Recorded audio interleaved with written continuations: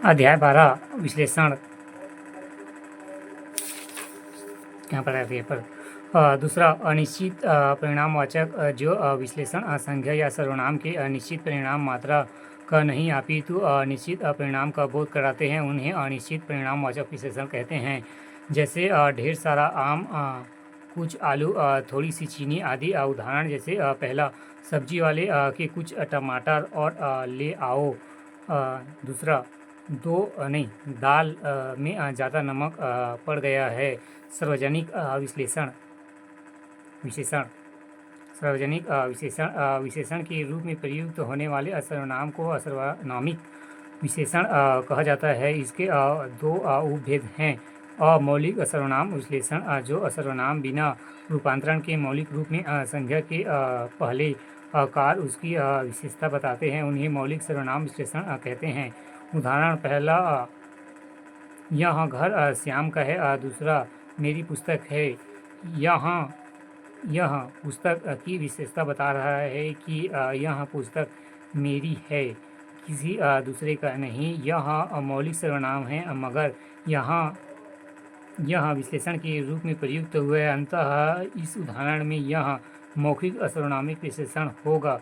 दूसरे उदाहरण में यह श्याम के घर की विशेषता बता रहा है कि यह घर श्याम की है, किसी और का नहीं। अतः यह भी मौलिक सर्वनामिक विश्लेषण होगा।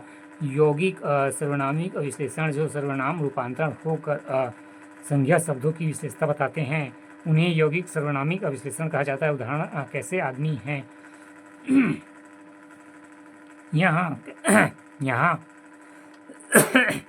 यह कैसा का प्रयोग विशेषण के रूप में हुआ है। उक्त परिवर्तन सर्वनाम का मूल रूप क्या है। अंततः कैसा यौगिक सर्वनाम विश्लेषण हुआ है। इसका दूसरा उदाहरण, ऐसा कैसे काम चलेगा। यह ऐसा का प्रयोग विशेषण के रूप में हुआ है। इस सर्वनाम का मूल रूप यह है कि यह परिवर्तन रूप यौगिक सर्वनाम विशेषण है। तुलनात्मक विश्लेषण, जब दो या दो से अधिक वस्तुओं या भावों के रूप में मान आदि की परस्पर तुलना की जाती है तो उसे तुलनात्मक विश्लेषण कहा जाता है। ऐसी विश्लेषणों की 3 अवस्थाएं होती है। मूल अवस्था, दूसरा उत्तर अवस्था, तीसरा उत्तम अवस्था। मूल अवस्था में विश्लेषण बगैर किसी तुलना किए हुए अपने मूल रूप में रहता है। इसे केवल एक व्यक्ति, वस्तु आदि के गुण दोष प्रकट होते हैं, जैसे कि मुस्कान सुंदर है।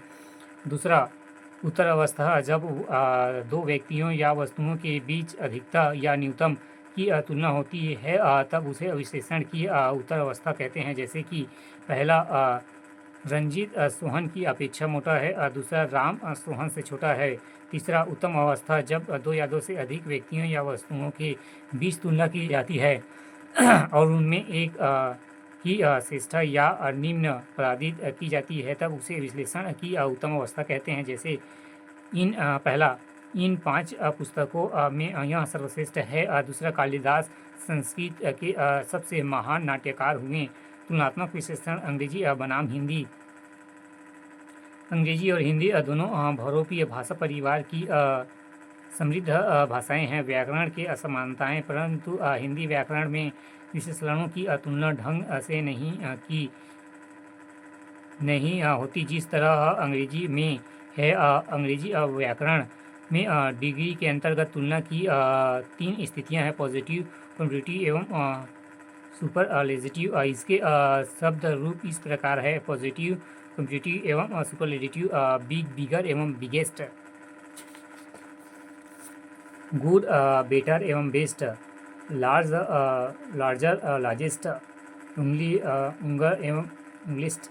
इन उदाहरणों से स्पष्ट है कि अंग्रेजी में विश्लेषण की तुलना करते समय शब्दों के रूप बदल जाते हैं। हिंदी की स्थिति अंग्रेजी से भिन्न होती है। हिंदी की तुलना करने पर विशेषणों के रूप ज्यों के त्यों रहते हैं, उनमें विकार या परिवर्तन नहीं होता है। कुछ उदाहरण इस प्रकार है, अनूप अपने वर्ग में सबसे तेज विद्यार्थी है। दूसरा, दिलीप की यहाँ पुस्तक प्रदीप से कीमती है। तीसरा, श्याम मोहन से अधिक ईमानदार है। इन वाक्यों में ईमानदार, कीमती और तेज विश्लेषण हैं। दो व्यक्तियों की तुलना में इन शब्दों के रूप नहीं बदलते। हिंदी में से अपेक्षा सामने एवं सब में सबसे आदि ललकार विशेषणों की तुलना की जाती है। तुलनात्मक विशेषण के परिप्रेक्ष्य में अंग्रेजी हमारी प्राचीन संस्कृति के ज़्यादा निकट है। अंग्रेजी में संस्कृत की तरह विश्लेषण के रूप में बदलते हैं। संस्कृत में तर एवं तम के प्रत्यय लगाकर तुलसी की जाती है, जैसे कि श्रेष्ठ एवं श्रेष्ठतर, श्रेष्ठतम। संस्कृत में अंग्रेजी की तरह कुछ विशेषणों के रूप बदल जाते हैं, जैसे नहीं, जहाँ अंग्रेजी में प्रिय ER एवं EST लगाया जाता है, वहाँ संस्कृत में तर और तम जैसे शब्द एवं पॉजिटिव, कॉम्पिटिटिव एवं superlative, larger, largest, old, older, oldest. Sanskrit में तुलनात्मक विश्लेषण मूल अवस्था, उत्तर अवस्था एवं उत्तम अवस्था, अधिक, अधिकतर, अधिकतम, उच्च, उच्चतर, उच्चतम, उत्तर, उत्तरम, उत्तोत्तम, कठोर, कठोरतर, कठोरतम, क्रू, क्रूरतर एवं क्रूरतम, कोमल, कोमलतर, कोमलतम, गहन, गहनतर, गहनतम, गुरु, गुरुतर, गुरुतम, तीव्र, तीव्रतर, तीव्रतम, दीर्घ, दीर्घतर, दीर्घतम, दूर, दूरतर, दूरतम, नवीन, नवीनतम,